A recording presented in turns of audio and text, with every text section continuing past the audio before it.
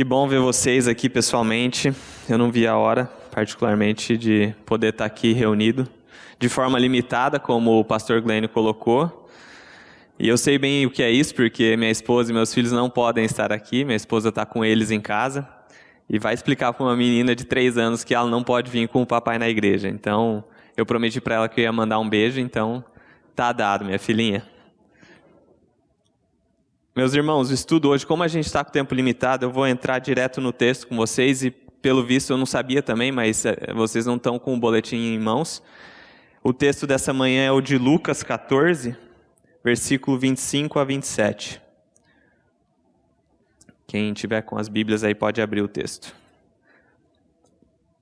Saibam que minha intenção hoje eu gostaria muito que vocês tivessem o boletim exatamente para poder acompanhar com calma o texto, porque é um texto que eu escrevi com a intenção de realmente incomodar cada um de vocês, mas visando realmente o arrependimento e a nossa transformação, a imagem e semelhança do nosso Senhor. Está no site, então quem tiver com ele em mãos vai poder acompanhar o texto. Vamos para a leitura do texto, então. Lucas 14, 25 a 27. Grandes multidões o acompanhavam, e ele, voltando-se, lhes disse: Se alguém vem a mim e não aborrece a seu pai, e mãe, e mulher, e filhos, e irmãos, e irmãs, e ainda sua própria vida, não pode ser o meu discípulo. E qualquer que não tomar a sua cruz e vier após mim, não pode ser o meu discípulo. Meus irmãos, queria fazer uma breve oração com vocês. Ó Pai eterno, louvado seja o teu nome nessa manhã. Que a tua palavra seja exaltada aqui como verdade revelada por ti, ó Pai.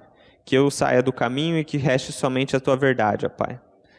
Eu peço que os irmãos e a mim mesmo, que nós sejamos edificados por meio da pregação da tua palavra e da ação do teu Espírito, em nome de Jesus. Amém. Meus irmãos, o título desse estudo de hoje é Os Verdadeiros Discípulos de Jesus, porque é exatamente essa questão que o Senhor está tratando conosco nesse texto. Entrando no boletim, a gente lê: Em seu curto ministério terreno, Jesus Cristo, com seus ensinamentos e milagres, atraiu multidões. Hoje, o que conhecemos como cristianismo já é composto de 2,3 bilhões de adeptos. É a maior religião do mundo. E são divididos em 3 principais grupos: católicos romanos, gregos ortodoxos e protestantes, dos quais nós fazemos parte. Como naquele tempo, hoje, grandes massas professam a fé em Jesus Cristo e se consideram seus discípulos. Assim, o trecho que se inicia em Lucas 14, 25, que nós acabamos de ler, pode ser facilmente compreendido pela igreja atual.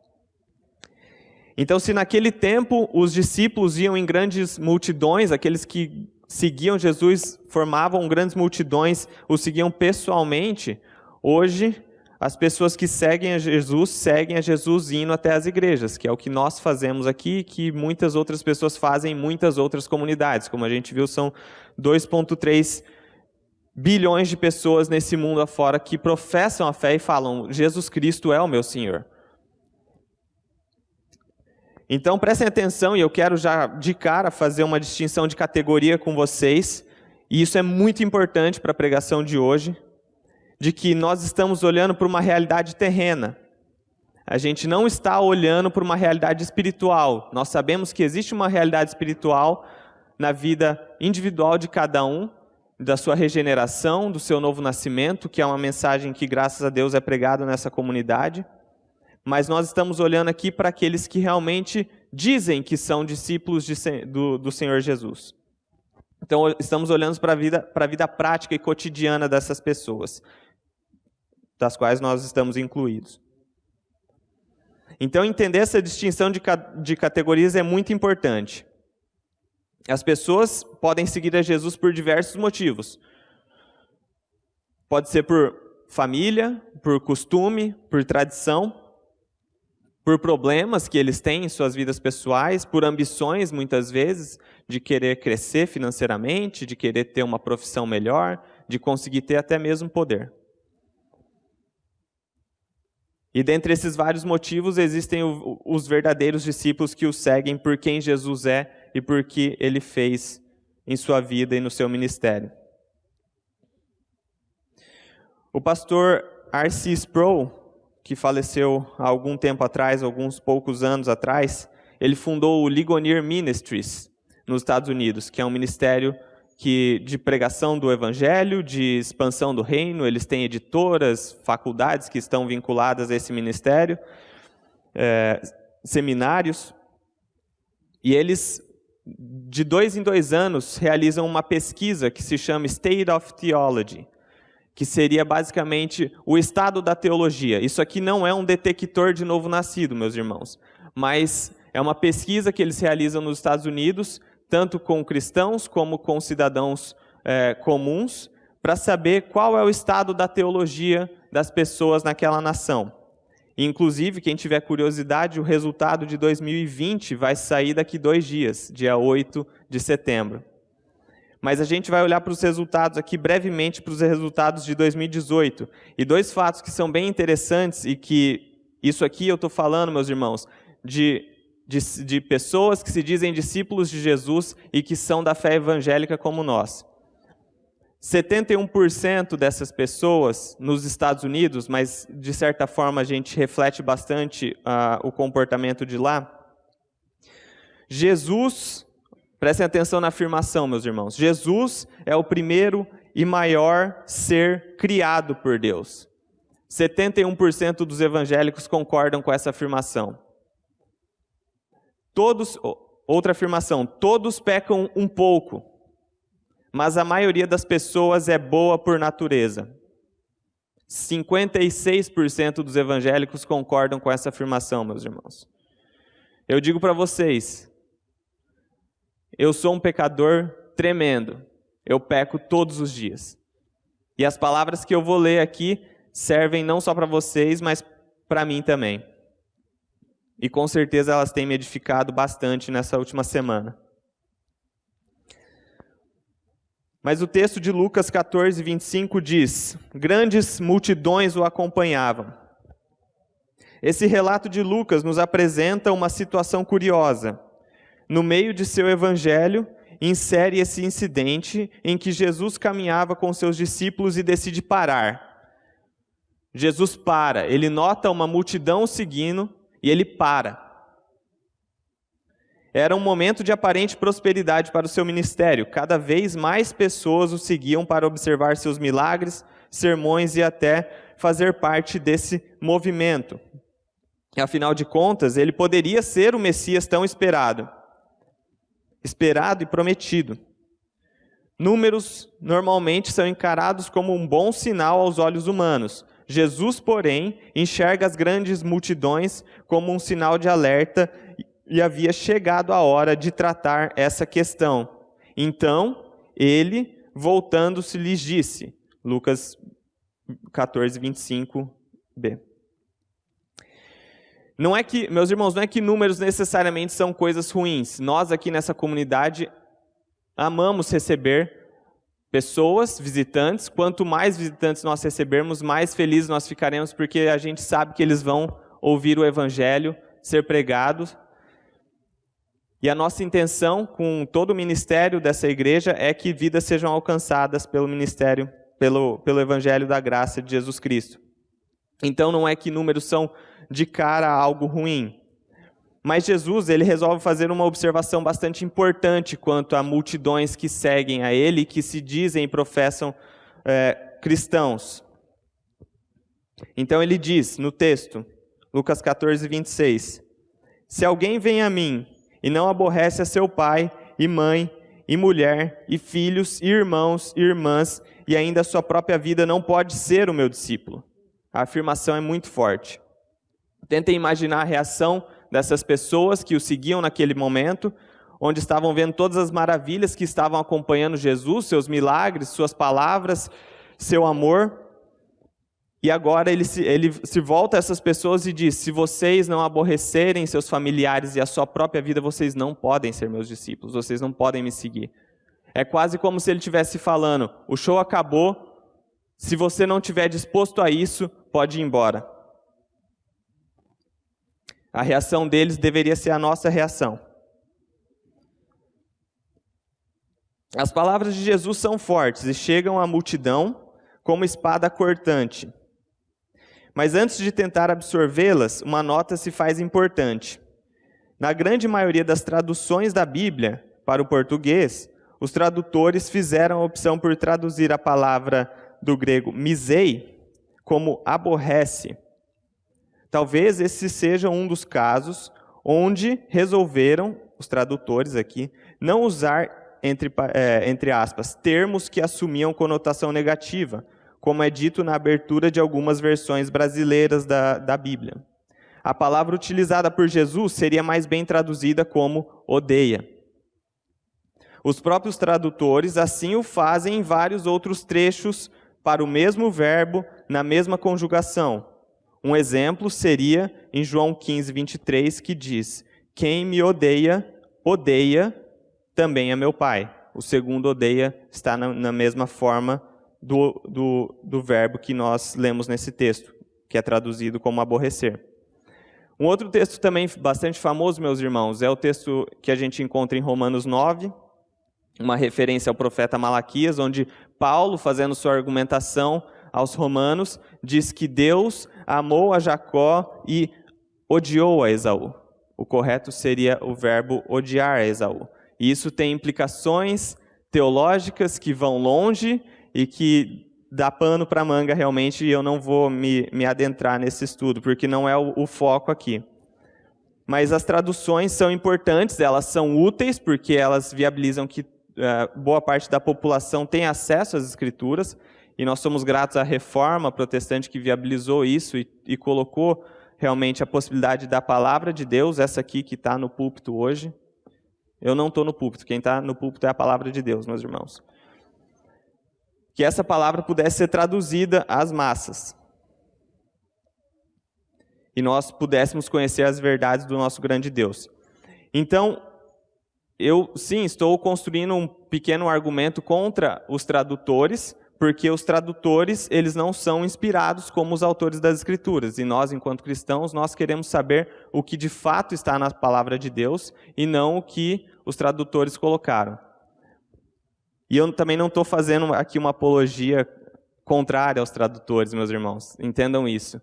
São pequenos trechos que às vezes precisam ser tomados com uma certa cautela, mas com certeza o trabalho deles é bastante fidedigno ao que realmente as Escrituras têm a intenção de revelar. Mas em certos momentos, como eu falei, eles mesmos assumem que fazem certas concessões. E isso é muito importante. Então, eu até queria ler para vocês o que a minha própria Bíblia diz sobre essa questão. Se eu abrir nas primeiras páginas aqui da minha Bíblia, ela diz o seguinte. Talvez na de vocês não tenha, mas talvez em alguma das versões com certeza você vai encontrar.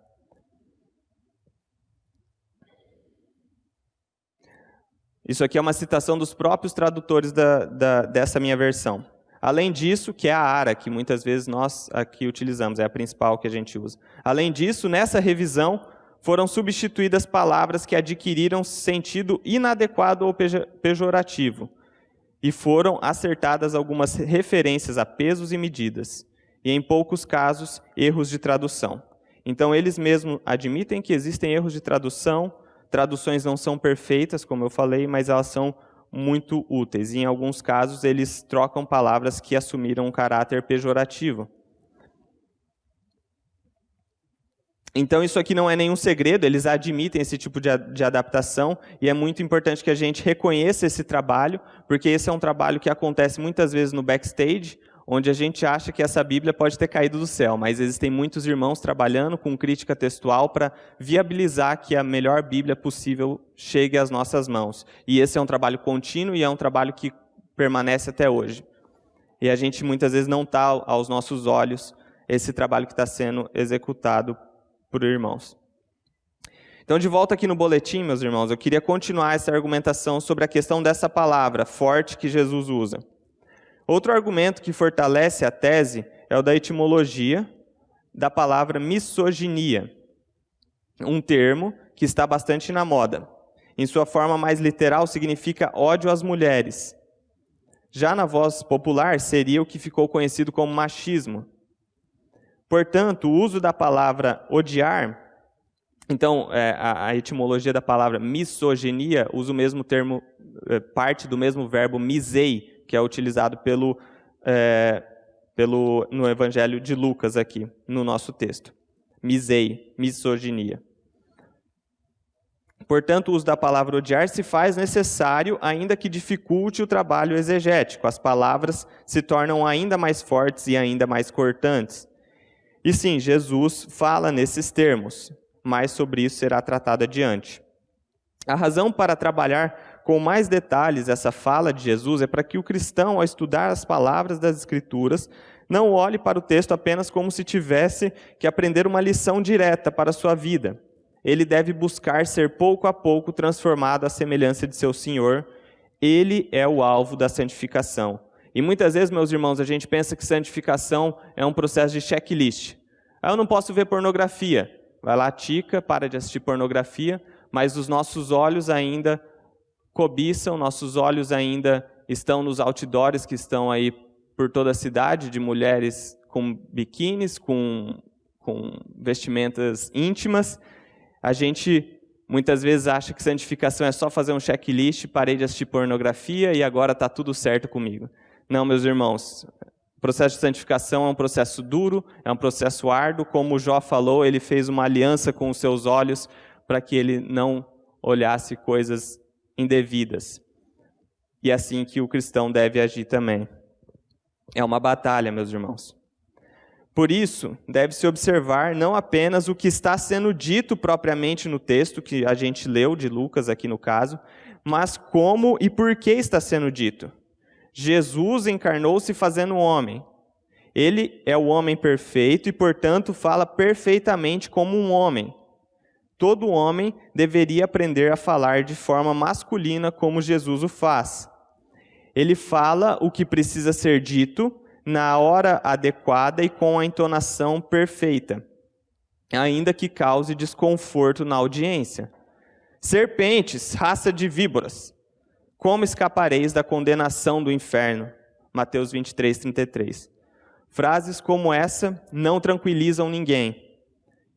E frases como essa, com certeza, deixam um clima bastante tenso no ambiente. Mas Jesus é um homem, e quando eu digo homem, eu digo um homem masculino, verdadeiramente homem, como eu o sou e como os meus irmãos aqui também o são. E Jesus, enquanto noivo de sua igreja, ele fala com ela uma linguagem que transmite amor, que transmite cuidado. E nós, enquanto homens, devemos aprender com ele. Jesus, enquanto filho de Deus, fala com seu pai em caráter de obediência. E nós, enquanto filhos de nossos pais, devemos falar como ele fala com seu pai. Jesus, enquanto rei, fala com seus servos de forma a liderá-los. E nós, enquanto talvez empregadores ou líderes, nem que seja num campo de futebol, devemos falar com os nossos irmãos de forma semelhante a Jesus. Então, a forma com que Jesus fala também importa. Não é só o que ele está dizendo, mas também o que ele falou. A forma que ele falou. Então, além disso, Jesus também assume a responsabilidade por suas ações. É bem possível que depois desse discurso nem tantos continuem seguindo Jesus. Mas ele assume a responsabilidade por suas ações e os homens devem assumir as responsabilidades por suas ações da mesma forma. Talvez a solução mais fácil para entendermos o versículo 26 seria assumir que Jesus queria dizer amar menos, como acontece em situação semelhante no Evangelho de Mateus, Mateus 10, 37. Em última instância, a conclusão não estaria errada, mas por trás da linguagem que Jesus usa, muitas outras riquezas podem ser extraídas, como a gente está vendo, de forma que chegaremos ao mesmo destino, ou seja, no mesmo entendimento do amar menos, porém seguindo um caminho diferente, o caminho do próprio texto. O uso dessa expressão forte não poderia ser entendido como literal. O Senhor, quando perguntado sobre o principal mandamento, respondeu: o principal é: ouve, ó Israel, o Senhor nosso Deus é o único Senhor. Amará, pois, o Senhor teu Deus de todo o teu coração, de toda a tua alma, de todo o teu entendimento e de toda a tua força. O segundo é: amarás o teu próximo como a ti mesmo. Não há outro mandamento maior do que estes. Em Marcos 12, do versículo 29 ao 31, o nosso Senhor diz que o cristão deve amar o seu próximo, ainda mais os seus familiares. Em Efésios 6, de 1 a 3, a palavra nos diz: filhos, obedecei a vossos pais no Senhor, pois isto é justo. Honra teu pai e a tua mãe, que é o primeiro mandamento com promessa, para que te vá bem e sejas de longa vida sobre a terra. E depois, se vocês tiverem curiosidade, vocês podem olhar a lei do nosso Deus em Êxodo 21, versículos 15 e 17, onde ele informa que a punição por violentar ou amaldiçoar pai e mãe é a morte. De tão grave que isso é, o Senhor, de fato, afirma que nós devemos amar os nossos pais e honrar a eles.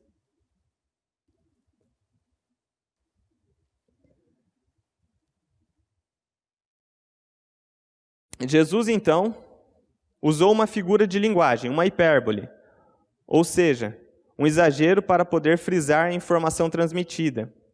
Assim, o uso da palavra em questão demonstra a preocupação de Jesus em fazer com que o seu recado fosse captado. Falando dessa forma, ninguém poderia dizer que não o entendeu, ainda mais quando o assunto é de tamanha importância.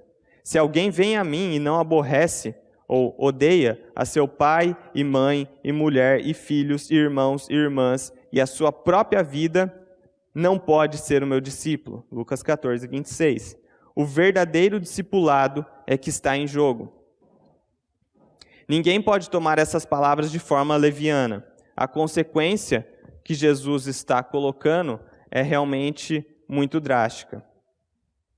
Outro ponto a se observar seria o fato de que as pessoas podem ir até Jesus, porém podem estar indo por todos os motivos errados. Podem estar indo pelos motivos errados. Ninguém deveria ir até Jesus como se ele fosse um cartão de auxílios sociais, para receber benefícios sem precisar assumir responsabilidades.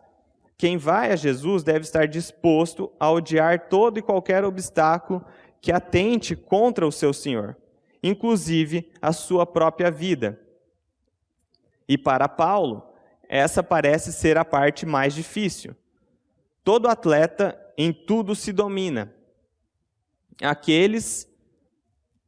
é uma citação, se vocês quiserem abrir, é 1 Coríntios 9, 25 a 27. Está no telão, então mais fácil, meus irmãos, podem acompanhar por ali.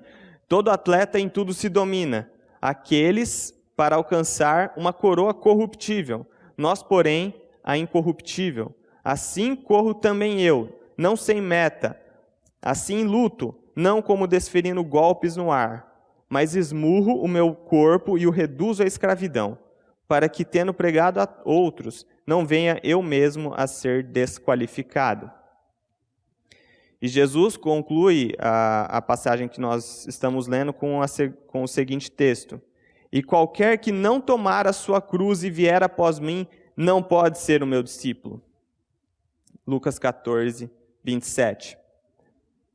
A grande pergunta, meus irmãos, é a seguinte: o que você quer? Você quer Jesus Cristo acima de qualquer outra pessoa e qualquer outra coisa? No seu dia a dia, quando você está realizando suas atividades, seu trabalho, quando você está com um desafio diante de ti, quando você tem dúvidas, o que você está pensando? Seria, eu quero a Cristo acima de todas as coisas? Eu quero a Cristo. Porque se nós quisermos qualquer outra coisa, nós não podemos ser um discípulo de Jesus. Todas as outras coisas precisam ser odiadas perto da grande glória que é poder ser um seguidor de Jesus. Em Filipenses, capítulo 3, versículo de 7 a 9, Paulo diz algo bastante interessante. Se puder abrir ali, seria interessante que os irmãos acompanhassem. Filipenses 3, versículos 7 a 9. Aqui está no PDF, não é o... Isso. Mas o que para mim era lucro, isto considerei como perda por causa de Cristo.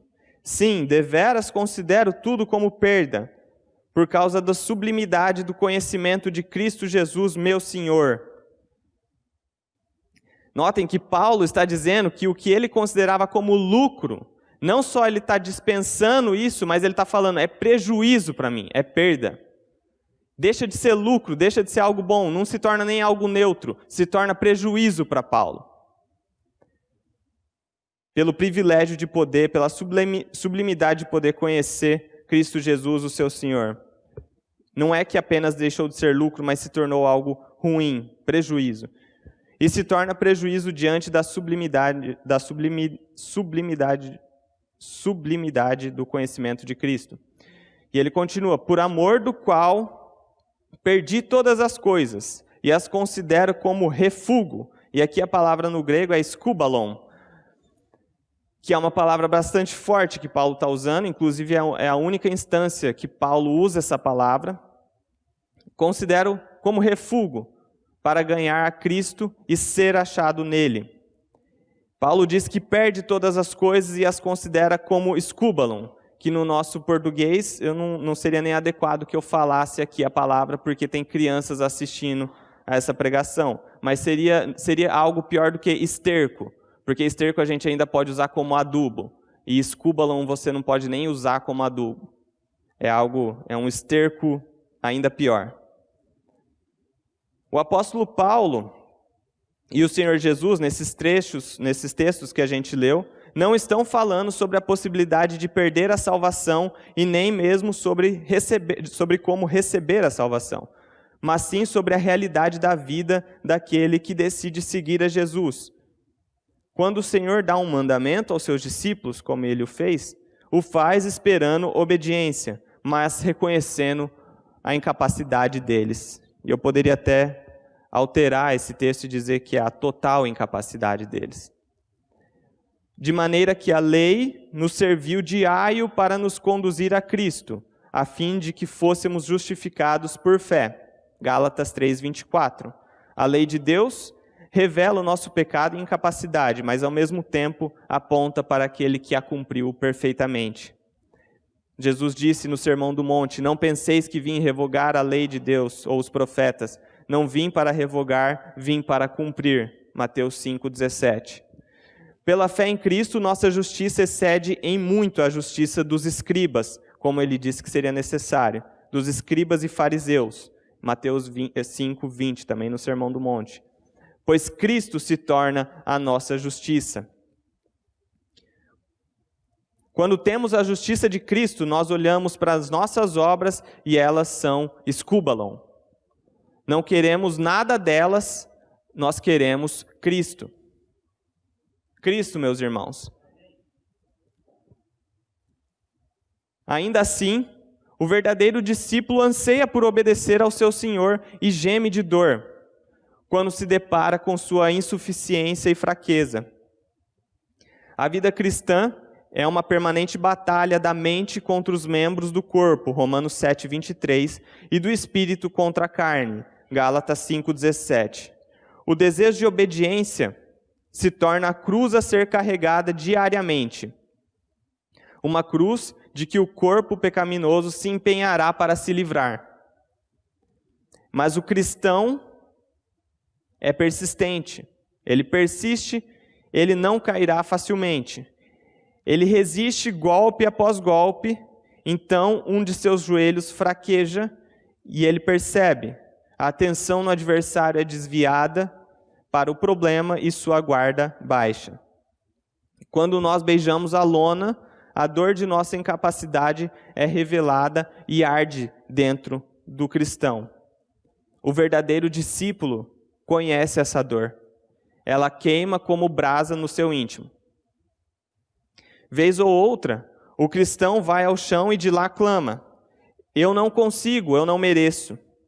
Eu não posso ser o seu discípulo. E meus irmãos, isso é uma realidade na vida daquele que tem fé em Deus, que tem fé em Jesus Cristo, de que realmente nasceu de novo e que foi regenerado. Muitas vezes a gente acha que é impossível que Deus tenha salvado a nós. Diante do nosso pecado, diante da nossa dor, diante dos nossos problemas, a gente fala: é impossível que eu tenha um Pai Celestial que está cuidando de mim nessa situação. Desventurado homem que sou, quem me livrará do corpo desta morte? Paulo clamou em Romanos 7:24. O príncipe dos pregadores, Charles A. Spurgeon, chama todo cristão de guerreiro cansado. Guerreiro cansado. É uma jornada para toda a vida, meus irmãos. Parafraseando o pastor americano John MacArthur, essa dor é um dos melhores sinais para o abatido reconhecer a sua salvação.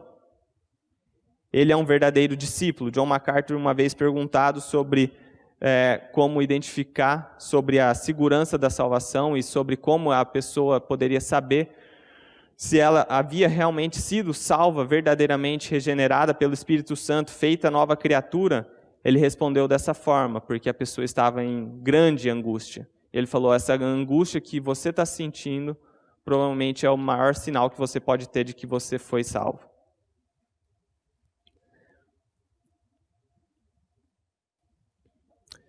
O seguidor de Jesus que não sofre não é diferente dos fariseus religiosos. O orgulho precisa ser derrotado vez após vez. E o Deus Pai sabe bem como tratar seus filhos, porque o Senhor repreende a quem ama, assim como o Pai ao Filho a quem quer bem. Provérbios 3:12. Então, quando nós beijamos a lona, é o nosso Pai que está nos colocando lá, para que possamos saborear a derrota e saber que só podemos confiar em uma pessoa, Cristo. O Senhor Jesus, mais adiante em seu discurso, afirma que, assim, pois, todo aquele que dentre vós não renuncia a tudo quanto tem, não pode ser o meu discípulo. Lucas 14:33. A única forma de alguém renunciar a tudo que tem, a tudo que é, a tudo que ama, é morrendo. Aquele que tem fé em Jesus Cristo, pela fé está crucificado com Ele e com Ele morreu. Eu gostaria que os irmãos abrissem as suas Bíblias em Mateus 28, versículo 19 e 20.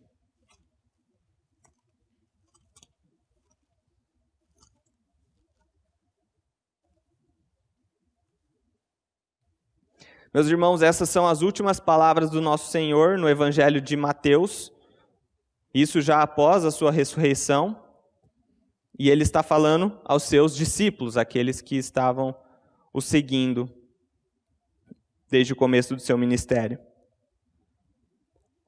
Ele diz: ide, portanto, fazei discípulos de todas as nações, ide, portanto, fazei discípulos de todas as nações, batizando-os em nome do Pai, do Filho e do Espírito Santo, ensinando-os a guardar todas as coisas que vos tenho ordenado. E eis que estou convosco todos os dias até a consumação do século. Meus irmãos, essas palavras de Jesus são direcionadas aos seus discípulos, aqueles que professam fé em Jesus Cristo como seu Senhor. E a instrução é bastante direta. Pregue o Evangelho, batize aqueles que foram convertidos ou que professaram e receberam a mensagem, e então os ensine. Fazei discípulos, batizando-os e ensinando-os.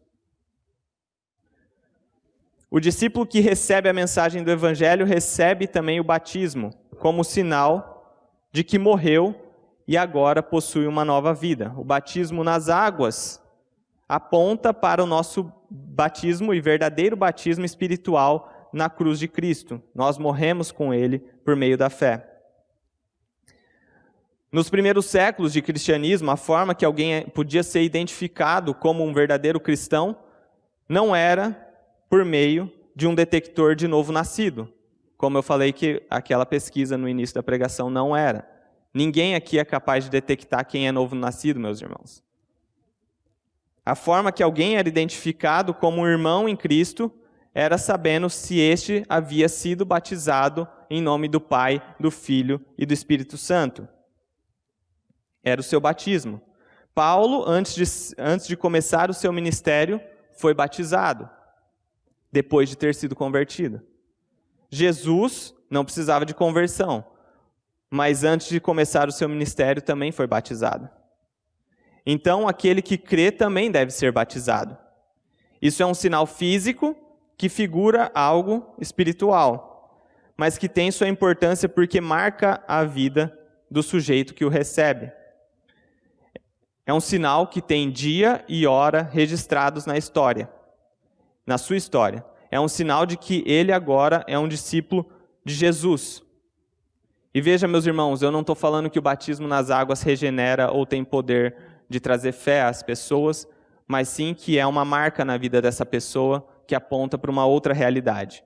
E que deveria ser a realidade daquele que está sendo batizado. Porque aquele que é batizado e não se torna, e que segue Jesus sem ter sido verdadeiramente regenerado, com certeza está aumentando o peso do seu julgamento no dia final. É um sinal de que agora ele, aquele que foi batizado, odeia tudo para ter a Cristo.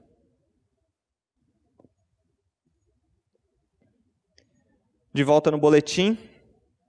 Ide, portanto, e fazei discípulos de todas as nações, batizando-os em nome do Pai e do Filho e do Espírito Santo. Mateus 28, 19.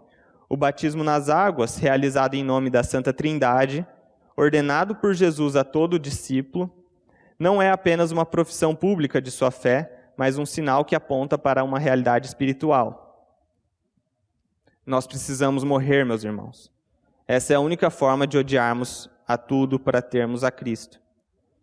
É um evento na vida do cristão que aponta para um evento na vida de Cristo, do qual o cristão, aqui no caso, se torna participante apenas pela fé. Assim, apenas o discípulo que passou pela morte, ou seja, que foi batizado na morte de Jesus, verdadeiramente estará apto e desejará ser ensinado a guardar todas as coisas que vos tenho ordenado. Mateus 28, 20. Graças a Deus que nos dá a vitória por intermédio do nosso Senhor Jesus Cristo. 1 Coríntios 15, 57. Meus irmãos, esse era o estudo dessa manhã. Eu espero que essas palavras do nosso Senhor toquem os corações de vocês, os edifiquem, saibam da seriedade e da importância que é se declarar um discípulo de Jesus Cristo. E saibam que, se você sofre como eu sofro, vocês têm irmãos nessa comunidade que estão na mesma situação. Nós aqui sofremos e nós choramos juntos e nós nos alegramos juntos porque nós temos a Cristo. E isso é o que importa, meus irmãos. Que o Senhor abençoe a semana de vocês e que a gente possa voltar a se reunir de forma regular o quanto antes. Esse é o desejo do meu coração, meus irmãos. A Livraria PIB Londrina procura selecionar cuidadosamente seus títulos e autores a fim de oferecer um conteúdo alinhado com o Evangelho de Jesus Cristo. Bíblias, livros de teologia, devocionais, literatura infantil, biografias, comentários bíblicos e muito mais. Dispomos também de um acervo de CDs e DVDs das mais de 5.000 mensagens ministradas na Primeira Igreja Batista em Londrina. Visite a Livraria PIB Londrina e conheça ainda mais. Livraria PIB Londrina, de segunda a sexta, das 13h30 às 18 horas. Endereço na Avenida Paraná, 76A, próximo ao Calçadão, bem no centro de Londrina. Ligue para 3372-8921 ou acesse o site www.livrariapiblondrina.com.br.